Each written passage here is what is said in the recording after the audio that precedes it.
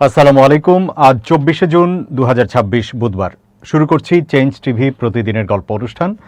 দর্শক, আপনাদের সঙ্গে রয়েছি আমি জাহিরুল ইসলাম টুটুল। শুরুতেই সংবাদ শিরোনাম। তিস্তা প্রকল্প নিয়ে বাংলাদেশকে বিরাট সুখবর দিচ্ছে চীন। হরমুজ প্রণালীকে ঘিরে ভয়াবহ বিপত্তি, কি ঘটছে? ভারতের পশ্চিমবঙ্গের গির্জায় ভয়াবহ তাণ্ডব চালালো হিন্দুত্ববাদীরা। শুরুতেই প্রধানমন্ত্রী তারেক রহমানের চীন সফর প্রসঙ্গ। প্রধানমন্ত্রী তারেক রহমানের সফরকে সামনে রেখে তিস্তা নদীকে ঘিরে উন্নয়ন পরিকল্পনার ব্যাপারে আগ্রহ প্রকাশ করেছে চীন। এর ধারাবাহিকতায় বাংলাদেশ পানি উন্নয়ন বোর্ড এবং চীনের পাওয়ার কনস্ট্রাকশন কর্পোরেশন অব চায়না বা পাওয়ার চায়নার মধ্যে 2016 সালের 28 সেপ্টেম্বর একটি সমঝোতা স্মারক স্বাক্ষরিত হয়। মহাপরিকল্পনায় পূর্ব চীনের জিয়াংসু প্রদেশের সুকিয়ান সিটির আদলে তিস্তার দুই পাড়ে পরিকল্পিত স্যাটেলাইট শহর গড়ে তোলার প্রস্তাব করা হয়েছে। সরকার চীনের সেই প্রস্তাবনার আলোকেই তিস্তা মহাপরিকল্পনা বাস্তবায়নের কথা বলেছে। চীনের প্রস্তাবিত এই তিস্তা প্রকল্প বাস্তবায়ন হলে বদলে যাবে উত্তরাঞ্চলের 5 জেলার মানুষের ভাগ্যের চাকা।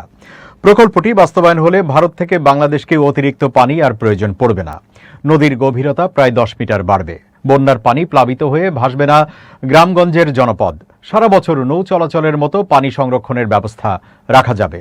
এতে আছে 108 কিলোমিটার নদী খনন, নদীর দুপারে 173 কিলোমিটার তীর রক্ষা, চর খনন, নদীর দুই ধারে স্যাটেলাইট শহর নির্মাণ, বালু সরিয়ে কৃষি জমি উদ্ধার ও 1,13,000 কোটি টাকার সম্পদ রক্ষা এবং প্রতি বছরে 20,000 কোটি টাকার ফসল উৎপাদন। নৌবন্দর এবং আইন শৃঙ্খলা রক্ষায় দুই পাড়ে থানা, কোস্টগার্ড ও সেনাবাহিনীর জন্য ক্যাম্পের ব্যবস্থার প্রস্তাবনাও রাখা হয়েছে প্রকল্পে। তিস্তা মহাপরিকল্পনা সম্পর্কে চীনের তৈরি প্রকল্প সূত্রে জানা গেছে, পূর্ব চীনের জিয়াংসু প্রদেশের সুকিয়ান সিটির আদলে তিস্তার দুই পাড়ে পরিকল্পিত স্যাটেলাইট শহর, নদী খনন ও শাসন, ভাঙন প্রতিরোধ ব্যবস্থা, আধুনিক কৃষি সেচ ব্যবস্থা, মাছ চাষ প্রকল্প, পর্যটন কেন্দ্র স্থাপন করা হবে। এতে 7 থেকে 10 লাখ মানুষের কর্মসংস্থান হবে। পররাষ্ট্র সচিব আসাদ আল সিয়াম জানান, এখন পর্যন্ত 15 থেকে 17টি দলিল চীনের সঙ্গে স্বাক্ষর হবে বলে আশা করছি। এর মধ্যে 13টি সমঝোতা স্মারক, 2টো চুক্তি, একটি অ্যাকশন প্ল্যান এবং আরেকটি প্রোটোকল। যমুনা ব্রহ্মপুত্রের উজানে চীনা বাঁধ নির্মাণ এবং পদ্মা বহুমুখী প্রকল্প ও তিস্তা প্রকল্প নিয়ে আলোচনার প্রশ্নে পররাষ্ট্র সচিব বলেন, সমন্বিত নদী ব্যবস্থাপনা একটি আলোচনার বিষয় এবং আমি ধারণা করি সেই আলোচনা অনেক বিস্তৃত এবং সম্প্রসারিত। সেখানে আপনারা যে প্রসঙ্গগুলো তুলেছেন তার বিস্তারিত আলোচনা হবে বলেই আমি ধারণা করি। আমরা তিস্তা প্রসঙ্গ তুলব। সেক্ষেত্রে অন্যান্য নদী ব্যবস্থাপনা বা ওয়াটার ম্যানেজমেন্টের ক্ষেত্র থেকে আলোচনা আরও বিস্তৃত হবে। তিস্তা মহাপরিকল্পনায় চীনা অর্থায়নের প্রস্তাব প্রসঙ্গে করা এক প্রশ্নে তিনি বলেন, তিস্তা মহাপরিকল্পনা নিয়ে আলোচনা হবে। একটা স্টাডি হয়েছে, সম্ভাব্যতা যাচাই পর্যালোচনা করেছি, কিন্তু রিজার্ভার, ড্যামেজ সাইজ এগুলো আসলে তারপর সমস্ত বিষয়ে আলোচনা হবে। পররাষ্ট্র মন্ত্রণালয়ের একজন কর্মকর্তা জানান, বাংলাদেশের পক্ষ থেকে বাণিজ্য ও বিনিয়োগ বাড়ানো, জ্বালানি সহযোগিতা, চীনা শিল্প বাংলাদেশে স্থানান্তর, অর্থনৈতিক অঞ্চল চালু করা, তিস্তা মহাপরিকল্পনা, মংলা বন্দরের আধুনিকায়ন এবং গুয়াংজু চট্টগ্রাম ও সাংহাই চট্টগ্রাম সরাসরি বিমান ফ্লাইট চালুর বিষয়গুলো আলোচনার এজেন্ডায় আছে। কূটনৈতিক সূত্র বলছে, প্রধানমন্ত্রীর সফরকালে নীলফামারীতে 1000 শয্যা বিশিষ্ট বাংলাদেশ চীন মৈত্রী হাসপাতাল প্রতিষ্ঠার জন্য একটি দ্বিপাক্ষিক চুক্তি স্বাক্ষরিত হতে পারে। চীন এই প্রকল্পে অনুদান বা গ্র্যান্টের মাধ্যমে অর্থায়ন করবে বলে আশা করছে ঢাকা। মংলা বন্দরের সম্প্রসারণ ও আধুনিকায়ন প্রকল্প বাস্তবায়নের জন্য চীনের সঙ্গে একটি চুক্তি সই করতে পারে বাংলাদেশ। বিগত আওয়ামী লীগ সরকারের সময় এই প্রকল্পের জন্য চীনা অর্থায়নের উদ্যোগ নেওয়া হলেও ভারতের আপত্তির কারণে আর কোনো অগ্রগতি হয়নি। এবার মধ্যপ্রাচ্য প্রসঙ্গ। মাসের পর মাস যুদ্ধ চলার পর অবরুদ্ধ হরমুজ প্রণালী যখন অবশেষে খুলেছে, তখন বিশ্ববাজারে জ্বালানি তেল সরবরাহের পথে দাঁড়িয়ে গেছে এক অদ্ভুত ও আঠালো সংকট। তা হলো বায়োফাউলিং। সমুদ্রের নিচে নোঙর করে থাকা বিশালাকার তেলবাহী জাহাজ বা সুপার ট্যাঙ্কারগুলোর নিচে জমা হওয়া টনটন সামুদ্রিক শ্যাওলা, ঝিনুক, শামুক ও বার্নাকল নামের এক ধরনের জলজ পোকা। আন্তর্জাতিক শিপিং অপারেটরদের সংগঠন BIMCও জানিয়েছে, পারস্য উপসাগরে গত কয়েক মাস ধরে যুদ্ধের কারণে প্রায় 600টি বিশালাকার তেল ট্যাঙ্কার অলস হয়ে বসেছিল। আর এই অলস সময়ে উষ্ণ সামুদ্রিক পানির কারণে প্রতিটি জাহাজের তলায় প্রায় 1,50,000 বর্গফুট এলাকা জুড়ে জমেছে সামুদ্রিক ময়লা ও জলজ প্রাণীর স্তর। নৌ বিশেষজ্ঞদের মতে, এই বিপুল পরিমাণ ময়লা পরিষ্কার না করে জাহাজগুলো চলাচল শুরু করতে পারবে না। কারণ জাহাজের তলায় এসব লেগে থাকলে গতি মারাত্মকভাবে কমে যায় এবং জ্বালানি খরচ প্রায় 50% পর্যন্ত বেড়ে যেতে পারে। তাছাড়া আন্তর্জাতিক পরিবেশ আইন অনুযায়ী এই ময়লার সাথে এক অঞ্চলের ক্ষতিকর ও আক্রমণাত্মক জলজ প্রাণী অন্য অঞ্চলের সমুদ্র বন্দরে প্রবেশ করতে পারে, যা পরিবেশের জন্য মারাত্মক হুমকি স্বরূপ। ফ্লোরিডার পেশাদার বটম ক্লিনার ডেরেক হ্যাম জানান, 4 মাস একটা জাহাজের পানিতে স্থির বসে থাকার অর্থ হলো সেখানে অবিশ্বাস্য রকমের নোংরা ও আঠালো স্তর তৈরি হওয়া। এক একটি সুপার ট্যাঙ্কার প্রায় 1000 ফুট লম্বা এবং 150 ফুট চওড়া। 5 থেকে 6 জন স্কুবা ডুবুরির একটি দল হাতে স্ক্র্যাপার এবং উচ্চ ক্ষমতা সম্পন্ন হাইড্রোলিক প্রেসার ওয়াশার নিয়ে পানির নিচে এক একটি জাহাজের পেছনে 4 থেকে 5 ঘন্টা একটানা কাজ করছেন। অনেক সময় পরিস্থিতি এতটাই জটিল হচ্ছে যে জাহাজের বিশালাকার প্রপেলার বা পাখাগুলো খুলে আলাদা করে পরিষ্কার করতে হচ্ছে। একই সাথে অত্যন্ত সতর্ক থাকতে হচ্ছে যেন জাহাজের বিশেষ প্রতিরক্ষামূলক পেইন্ট বা কোটিং নষ্ট না হয়ে যায়। হঠাৎ করে ডুবুরিদের এই সেবার চাহিদা আকাশচুম্বী হওয়ায় তাদের পারিশ্রমিকও বহুগুণ বেড়ে গেছে। বর্তমানে প্রতিটি জাহাজ পরিষ্কার করতে লাখ লাখ টাকা খরচ করতে হচ্ছে জাহাজ মালিকদের। এদিকে সমুদ্র থেকে মাইন অপসারণ, বীমা কোম্পানির অনুমতি এবং সর্বশেষ ইরানের নতুন নিবন্ধনের বাধ্যবাধকতার সাথে এই বার্নাকল বা ঝিনুক সংকট যুক্ত হওয়ায় বিশ্ববাজারে তেলের সরবরাহ স্বাভাবিক হতে আরও বেশ কিছুটা সময় লাগবে বলে মনে করছেন বাজার বিশ্লেষকরা। হরমুজ প্রণালী খুললেও রাতারাতি যে তেলের বাজার আগের অবস্থায় ফিরছে না, তার শুরুটা হচ্ছে এই ছোট ছোট জলজ প্রাণীদের কারণেই। এবার দেশের খবর। আগামী 2027 শিক্ষাবর্ষের পাঠ্যপুস্তকে শহীদ শরীফ ওসমান বিন হাদির বীরত্বগাথা যুক্ত হচ্ছে না। সরকারের বিনামূল্যের পাঠ্য বই ছাপানোর দায়িত্বপ্রাপ্ত প্রতিষ্ঠান জাতীয় শিক্ষাক্রম ও পাঠ্যপুস্তক বোর্ডের সর্বশেষ উচ্চ পর্যায়ের সভায় এই সিদ্ধান্ত নেওয়া হয়েছে। সভার চূড়ান্ত পরিকল্পনায় বিষয়টি নিয়ে কোনো আলোচ্যসূচি রাখা হয়নি। এনসিটিবি সূত্রে জানা গেছে, 2027 শিক্ষাবর্ষের প্রাথমিক স্তরের পাঠ্য বই সম্পাদনার কাজ ইতোমধ্যে শতভাগ সম্পন্ন হয়েছে। এনসিটিবির প্রাথমিক শিক্ষাক্রম উইংয়ের সদস্য প্রফেসর ডক্টর মোহাম্মদ ইকবাল হায়দার জানিয়েছেন, 2027 সালের 5ম শ্রেণীর বাংলাদেশ ও বিশ্ব পরিচয় বইয়ে ওসমান হাদির বিষয়টি অন্তর্ভুক্ত থাকছে না। তবে 2028 শিক্ষাবর্ষে এটি যুক্ত হবে কিনা তা পরবর্তী সময়ে সংশ্লিষ্ট পরিকল্পনা ও বিষয়ভিত্তিক কমিটি নির্ধারণ করবে। প্রফেসর ইকবাল হায়দার আরও জানান, 2028 সাল থেকে প্রাথমিক শিক্ষাক্রমে আমূল পরিবর্তন আনার পরিকল্পনা রয়েছে।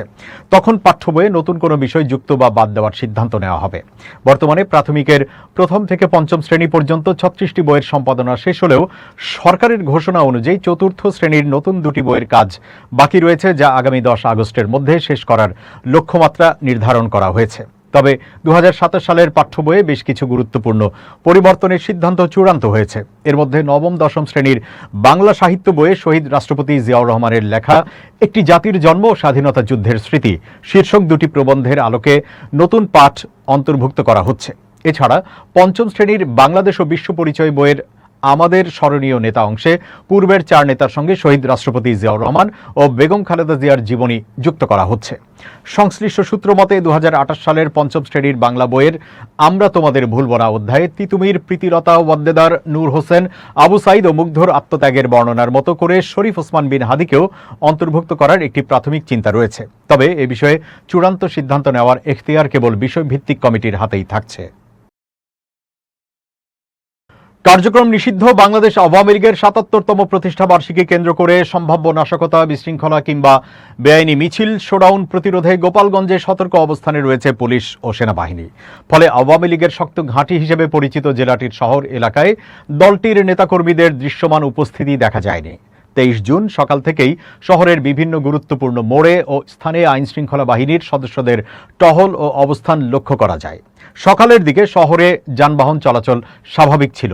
এদিন নিষিদ্ধ ঘোষিত আওয়ামী লীগ বা এর অঙ্গ সহযোগী সংগঠনের কোনো নেতাকর্মীকে প্রকাশ্যে মিছিল, সমাবেশ কিংবা অন্য কোনো কর্মসূচিতে অংশ নিতে দেখা যায়নি। গোপালগঞ্জ পুলিশ সুপার মোহাম্মদ হাবিবুল্লাহ বলেন, কার্যক্রম নিষিদ্ধ ঘোষিত আওয়ামী লীগের প্রতিষ্ঠাবার্ষিকী উপলক্ষে জেলার বিভিন্ন গুরুত্বপূর্ণ পয়েন্টে পুলিশ মোতায়েন রয়েছে। কোনো ধরনের মিছিল, মিটিং ও নাশকতার চেষ্টা কঠোর হাতে দমন করা হবে। আওয়ামী লীগের প্রতিষ্ঠাবার্ষিকীতে অপ্রীতিকর ঘটনা ঠেকাতে সোমবার ঢাকা, গোপালগঞ্জ সহ 6 জেলায় বিশেষ ম্যাজিস্ট্রেসি ক্ষমতা দিয়ে সেনা মোতায়েন করা হয়। পাশাপাশি বিজিবি ও পুলিশ সদস্যদেরও মাঠে নামানো হয়। এর ব্যাখ্যায় সাংবাদিকদের স্বরাষ্ট্রমন্ত্রী সালাউদ্দিন আহমেদ বলেছেন, কার্যক্রম নিষিদ্ধ আওয়ামী লীগের অপতৎপরতা লক্ষ্য করা যাচ্ছে। বিভিন্ন জেলায় আমরা দেখেছি তারা মিছিল মিটিং করার মতো কার্যক্রম হাতে নিয়েছে। তাতে আমাদের মনে হয়েছে তারা একটু অস্থিরতা সৃষ্টির পাঁয়তারা করতেও পারে, সেজন্য সতর্ক থাকার অংশ হিসেবে এমন সিদ্ধান্ত। অপতৎপরতা রোধে 30 জুন পর্যন্ত মাঠে থাকবেন বলে জানান স্বরাষ্ট্রমন্ত্রী। এর ধারাবাহিকতায় সোমবার বিকাল 4টায় যশোর সেনানিবাস হতে মেজর AKM মাসুদ রানার নেতৃত্বে 2 জন অফিসার সহ 171 জন সেনা সদস্য গোপালগঞ্জে মোতায়েন করা হয়। এবার পড়শির খবর। পশ্চিমবঙ্গের মুখ্যমন্ত্রী শুভেন্দু অধিকারী পশ্চিমবঙ্গ বিধানসভায় দাবি করেছেন যে তারা এ পর্যন্ত 10,000 অবৈধ অনুপ্রবেশকারীকে বাংলাদেশি সীমান্ত দিয়ে পুশিন করিয়েছেন এবং আরও 1,800 জন 12টি হোল্ডিং সেন্টারে ফেরত যাওয়ার অপেক্ষায় রয়েছে। পশ্চিমবঙ্গ বিধানসভার বাজেট অধিবেশনে বিরোধী দলের বক্তব্যের জবাব দিতে গিয়ে তিনি এই মন্তব্য করেন। বিধানসভায় রাজ্যপাল RN রবির অভিভাষণের ওপর বিরোধীদের আনা নানা প্রশ্নের জবাব দিতে গিয়ে মুখ্যমন্ত্রী শুভেন্দু অধিকারী আগের তৃণমূল কংগ্রেস সরকারকে নিশানা করেন তিনি। একই সঙ্গে বাংলাদেশ ও সীমান্তে অনুপ্রবেশ নিয়ে দীর্ঘ বক্তব্য রাখেন তিনি। শুভেন্দু অধিকারী বলেন, কারা অনুপ্রবেশকারী আর কারা ভারতীয় তা এখন পরিষ্কারভাবে দেখা যাচ্ছে। আগে আপনারা দেখতে পাচ্ছিলেন না। আমরা ভারত সরকারের আইন কার্যকর করেছি। অনুপ্রবেশকারীদের ধরো আর BSF এর হাতে তুলে দাও, কোনো জেল হবে না। এদেশের টাকা দিয়ে আমাদের অন্নপূর্ণা যোজনা হবে, প্রধানমন্ত্রী সূর্যঘর হবে, বার্ধক্য ও বিধবা ভাতা বাড়বে, বেকার যুবক যুবতীরা চাকরি পাবে, ভাঙা স্কুল সংস্কার হবে এবং পানীয় জলের ব্যবস্থা আরও বাড়ানো হবে। কিন্তু ওই অনুপ্রবেশকারীদের জেলের খাবার, কাপড় আর ওষুধ আমরা জোগাতে পারবো না। তিনি বলেন, কোনো ভারতীয় নাগরিকের দুশ্চিন্তার কারণ নেই, তিনি যে সম্প্রদায়ের বা যে দলেরই হন না কেন। অনুপ্রবেশকারীদের ফেরত পাঠানো প্রসঙ্গে মুখ্যমন্ত্রী বলেন, যারা CAA বা নাগরিকত্ব সংশোধন আইনের আওতায় আসেননি, বরং অবৈধভাবে ঢুকে পড়েছেন, তাদের কাউকে রাখা হবে না। এখন পর্যন্ত আমি 10,000 অনুপ্রবেশকারীকে বের করেছি। আমার কাছে থাকা 12টি হোল্ডিং সেন্টারে আরও 1,800 জন অপেক্ষা করছে। প্রতিদিন তাদের ওপারে পাঠানো হচ্ছে। আপনারা নিশ্চিন্তে থাকুন, যারা মনে প্রাণে ভারতীয় তারা যে ধর্ম বা দলই করুন না কেন, আপনাদের কিছুই হবে না। কিন্তু ভোট ব্যাংকের রাজনীতির জন্য আমরা অনুপ্রবেশ বরদাস্ত করব না। ভারতের পশ্চিমবঙ্গের রানীগঞ্জে একটি শান্তিপূর্ণ খ্রিস্টান প্রার্থনা সভায় উগ্র হিন্দুত্ববাদী সংগঠন বিশ্ব হিন্দু পরিষদ VHP এর নেতাকর্মীদের বিরুদ্ধে ভয়াবহ হামলা ও তাণ্ডব চালানোর অভিযোগ উঠেছে। গত 21 জুন এই সাপ্তাহিক প্রার্থনা সভায় জোরপূর্বক হিন্দু নারীদের খ্রিস্টান ধর্মে ধর্মান্তরিত করার অভিযোগ তুলে এই হামলা চালানো হয়।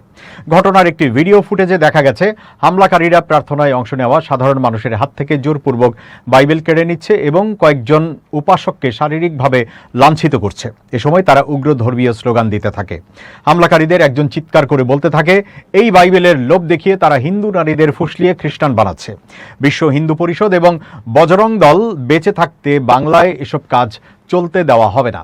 হামলার খবর পেয়ে ঘটনাস্থলে পুলিশ উপস্থিত হলেও পরিস্থিতি নিয়ন্ত্রণে বেগ পেতে হয়। প্রার্থনা সভায় উপস্থিত খ্রিস্টান নারীরা স্পষ্টভাবে জানান যে তারা সম্পূর্ণ স্বেচ্ছায় এবং কোনো প্রকার প্রলোভন বা জোর জুলুম ছাড়াই এই ধর্মে এসেছেন। তবে নারীদের এই বক্তব্যের পরও উন্মত্ত জনতা তাদের ক্রমাগত হুমকি দিতে থাকে। পরবর্তীতে বিশৃঙ্খলা সৃষ্টির অভিযোগে ঘটনাস্থল থেকে প্রায় 25 জনকে আটক করে পুলিশের হাতে তুলে দেওয়া হয়। তবে এই বিষয়ে পশ্চিম বর্ধমান জেলা পুলিশের কোনো আনুষ্ঠানিক বক্তব্য পাওয়া যায়নি। পশ্চিমবঙ্গে বর্তমানে কোনো ধর্মান্তর বিরোধী আইন নেই। তবে এই ঘটনাটি এমন এক সময় ঘটল যার ঠিক কিছুদিন আগেই রাজ্যে একটি বড় রাজনৈতিক পট পরিবর্তন হয়েছে। গত মে মাসে মমতা বন্দ্যোপাধ্যায়ের নেতৃত্বাধীন দীর্ঘদিনের ক্ষমতাসীন দল তৃণমূল কংগ্রেসকে পরাজিত করে পশ্চিমবঙ্গে প্রথমবারের মতো ক্ষমতায় এসেছে মুসলিম বিদ্বেষী ভারতীয় জনতা পার্টি BJP। এই রাজনৈতিক পরিবর্তনের পরপরই সংখ্যালঘু খ্রিস্টান সম্প্রদায়ের উপর এমন হামলার ঘটনায় পুরো রাজ্যে ধর্মীয় উত্তেজনা বৃদ্ধি পেয়েছে এবং সংখ্যালঘুদের ধর্মীয় স্বাধীনতা সুরক্ষা নিয়ে গভীর উদ্বেগ দেখা দিয়েছে। এবার খুব জরুরি 1 মিনিট জানাচ্ছেন ইউনেস্কো ক্লাব জার্নালিজম অ্যাওয়ার্ড বিজয়ী আমিরুল মোমিনিন মালিক। খুব জরুরি 1 মিনিটে প্রত্যেককে আমন্ত্রণ। প্রিয় বন্ধুরা, আসুন আমরা মাসের 1-2 দিন নিজেকে ছুটি দেই, বিরত রাখি। নাগরিক ব্যস্ততার মধ্যে অনেক সময়ই আমরা হাঁপিয়ে উঠি। এই হাঁপিয়ে ওঠা থেকে নিজেকে বাঁচিয়ে নিয়ে আবার অনুপ্রেরণায় ভরপুর হতে চাইলে অবশ্যই ছুটি দিতে হবে। ব্যস্তময় সকল কাজ থেকে।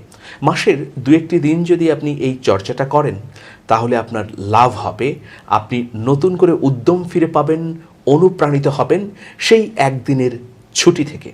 সুতরাং আসুন এই ব্যস্ততার মধ্যেও আমরা নিজের জন্য সময় বের করি, সবুজে থাকি, অরণ্যে যাই, প্রকৃতি দেখি, খোলা মাঠে দাঁড়াই, অথবা সাগরের পাড়ে দাঁড়িয়ে শ্বাস নেই। সবাই ভালো থাকুন, শুভেচ্ছা নিরন্তর।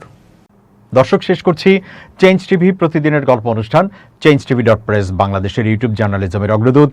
ভিজিট করুন এর ওয়েবসাইট www.changetv.press, youtube.com/changetvpress এবং সাবস্ক্রাইব করুন চ্যানেলটি। নিয়মিত লাইক, কমেন্ট ও শেয়ার করে আপডেট রাখুন নিজেকে। ভালো থাকুন, নিরাপদে থাকুন, শুভেচ্ছা নিরন্তর। changetv.press, এক ফোঁটা হলুদও নেই।